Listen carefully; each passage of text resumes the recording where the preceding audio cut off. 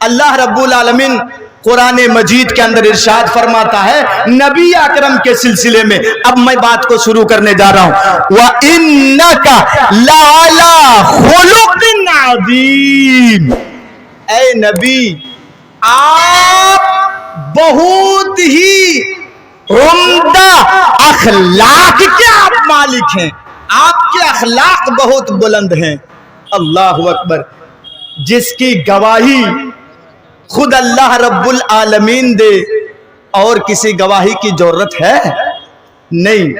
آئیے نبی کا اخلاق کیسا تھا میں صحیح بخاری کے واقعہ کو آپ کے سامنے رکھنے جا رہا ہوں. اس کے بعد آپ کما حق ہو بات سمجھتے جائیں گے. اب ایک طرف سے حوالہ دیتے ہوئے بغیر حوالے کے میری تقریر نہیں ہوگی آج. سنیے ایک طرف سے صحیح بخاری چیپٹر کتاب الوحی اٹھائیے.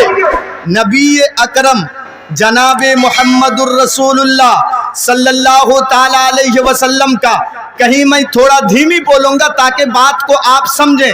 سنیے ایک مدرسے میں پڑھنے والے بچے کو 10 سال 12 سال پڑھنے کے بعد مولوی کی ڈگری دی جاتی ہے, مولوی کی سرٹیفکیٹ دی جاتی ہے.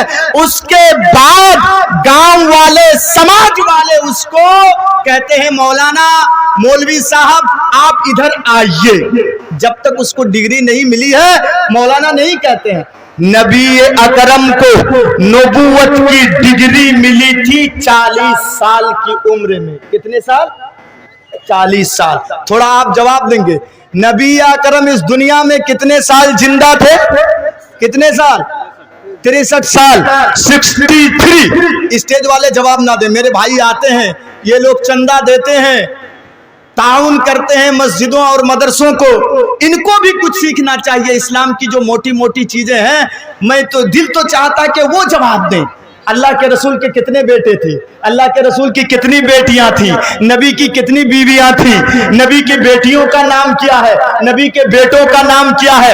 اللہ کے رسول کتنے دن زندہ تھے؟ یہ موٹی موٹی چیزیں معلوم ہونا چاہیے. تو سنیے 63 سال اللہ کے رسول زندہ تھے اس دنیا میں.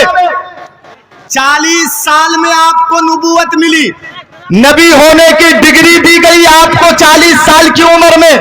63 میں سے 40 مائنس کر دو کتنا بچا؟ 23 سال. 23 سال. تو نبی اکرم جب نبی نہیں بنے تھے اس وقت نبی کے اخلاق کو آپ دیکھیں. اے میرے کٹیہار ڈسٹرکٹ کے بھائیوں میں نے بہت سوچ سمجھ کر کے انڈیا کے حالت کو مد نظر رکھتے ہوئے تریپورا کے حالات کو مد نظر رکھتے ہوئے اے میرے بھائیوں میں نے بہت سوچ سمجھ کر کے یہ موضوع اپنایا ہے. آپ میرے اوپر لاکھ پریشر ڈالیں اور لاکھ کہیں کہ مولانا ویدوں کے منتر آپ بولیں, آپ کے بولنے سے میں نہیں بولوں گا. بعد میں جب معاملات درست ہوں گے تب میں بولوں گا. اپنے آپ کو بھی بچانا ہے. آج جو آگے جا رہا ہے جو بولنے جا رہا ہے میرے بھائیوں اسی کو اندر جانا پڑ رہا ہے. اے مسلمانوں دوسروں کی ویدوں اور منتروں سے تمہارا کیا فائدہ ہے؟ تم اپنی زندگی کو سنوارو, اپنی زندگی کو دیکھو. یہ دیکھیں میرے بھائیوں نبی ہونے سے پہلے نبی کے اخلاق کا یہ عالم تھا. جو لوگ حج کرنے گئے ہیں ان کو معلوم ہوگا مکہ کے قریب ایک غار ہے, غار جس کا نام ہے غار ہیرا. غار ہیرا یہ صحیح بخاری کا واقعہ بتا رہا ہوں, چیپٹر کتاب الوحی اٹھا کر کے آپ دیکھ لیں گے. اللہ کے رسول کا یہ معمول تھا کہ آپ کھانے پینے کا سامان لے لیتے تھے اور اس غار میں جا کر کے چھوٹی سی جگہ ہے, جو بھائی حج کر کے آئے ان سے پوچھئے گا جگہ بہت تنگ ہے. اللہ کے رسول وہاں بیٹھ جایا کرتے تھے اور بیٹھنے کے بعد اللہ کے رسول اللہ رب العالمین کی عبادت میں مصروف رہتے تھے.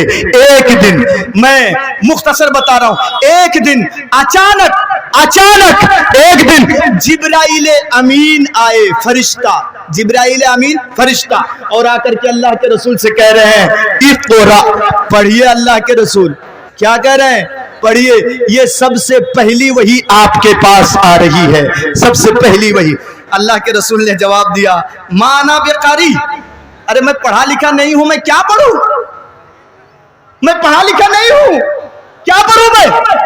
सही बुखारी उठा करके देखिए आप, जिब्राइल अमीन ने आपको पकड़ा और पकड़ करके जोर से अपने सीने से लगा करके दबोचा, फिर छोड़ दिया। एक फरिश्ते की कितनी ताकत होती है, कितनी ताकत होती है। अल्लाहु अकबर। सही बुखारी के अल्फाज हैं, अल्लाह के रसूल फरमाते हैं, लक़द खशीतु अला नफ्सी, मैं अपने नफ्से के ऊपर डर गया कहीं मेरी जान न चली जाए। छोड़ने के बाद फिर कहा, पढ़ो इकरा, ऐ मोहम्मद पढ़ो। अल्लाह के रसूल फिर वही जवाब देते, माना बेकारी, मैं पढ़ा लिखा नहीं हूं, कैसे पढ़ूं।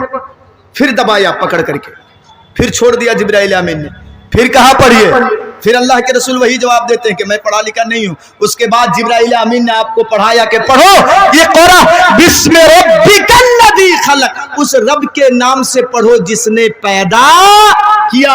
यहाँ एक नुक्ता ये मालूम होता है कि सबसे पहली वही जो अल्लाह के रसूल के पास आई वो नमाज की बात नहीं थी, वहां पर रोजे की बात नहीं थी, सबसे पहली वही जो नबी के पास आई वो तालीम की थी। ये इस बात की दलील है कि उम्मत का सबसे बड़ा सरमाया इल्म है, इसको हासिल करना चाहिए।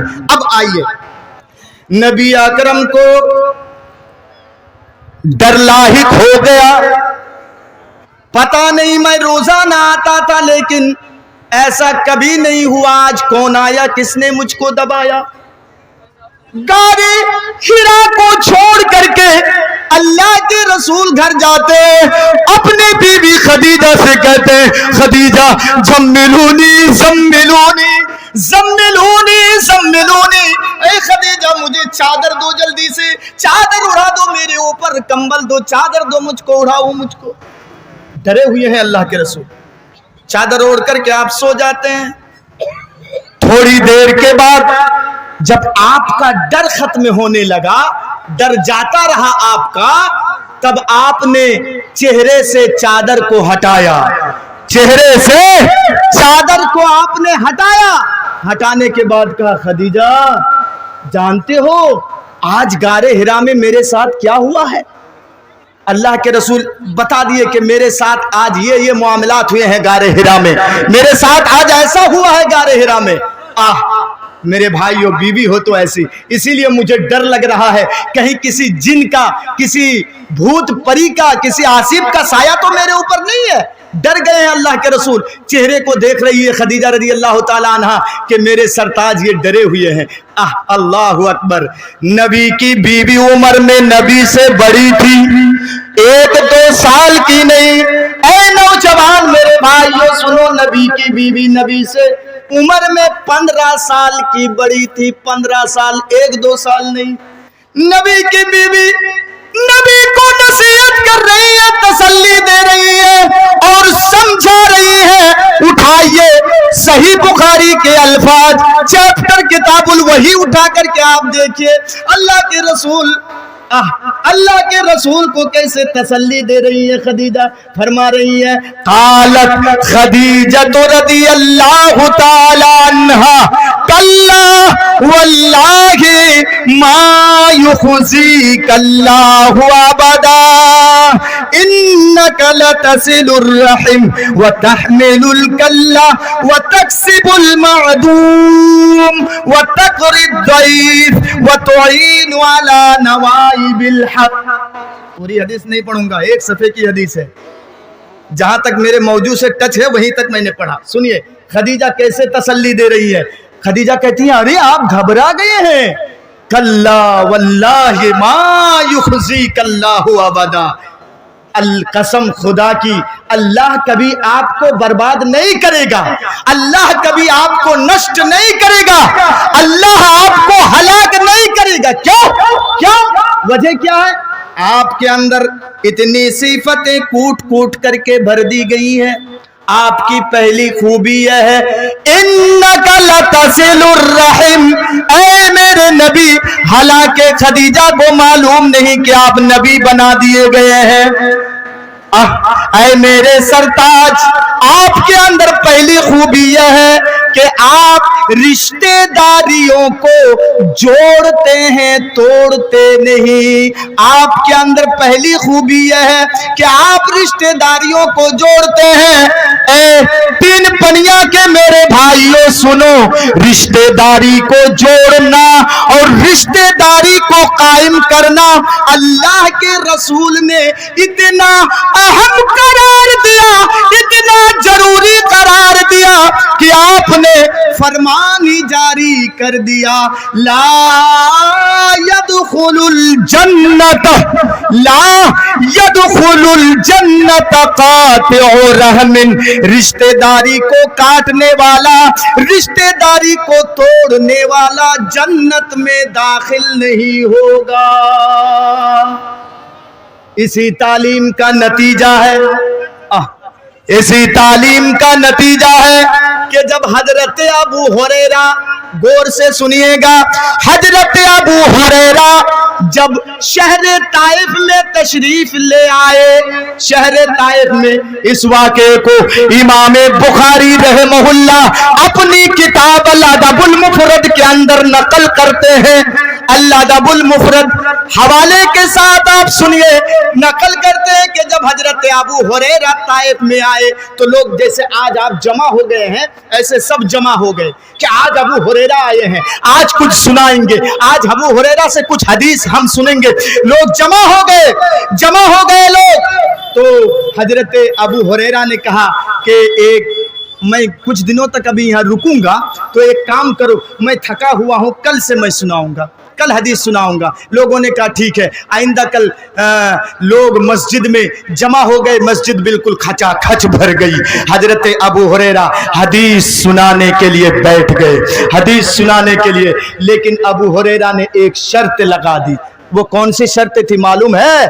قسم خدا کی, قسم کھا کر کے میں کہہ رہا ہوں, قسم خدا کی, اگر وہ شرط لگا دی جائے تو کٹیہار ڈسٹرکٹ چھوڑیے, پوری دنیا کے اندر ایک بھی جلسہ نہیں ہوگا, ایک بھی جلسہ نہیں ہوگا. وہ کون سی شرطیں تھی؟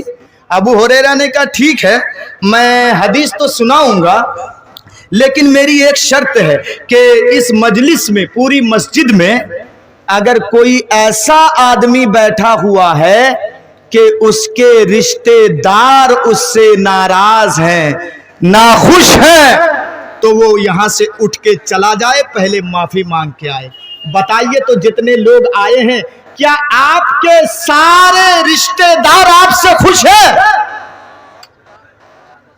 حقیقت تو یہ ہے, اور حقیقی بات بھی یہ ہے کہ اگر مجھ سے بھی پوچھا جائے کہ آپ کے رشتے دار کیا آپ سے خوش ہیں, تو جواب آئے گا کہ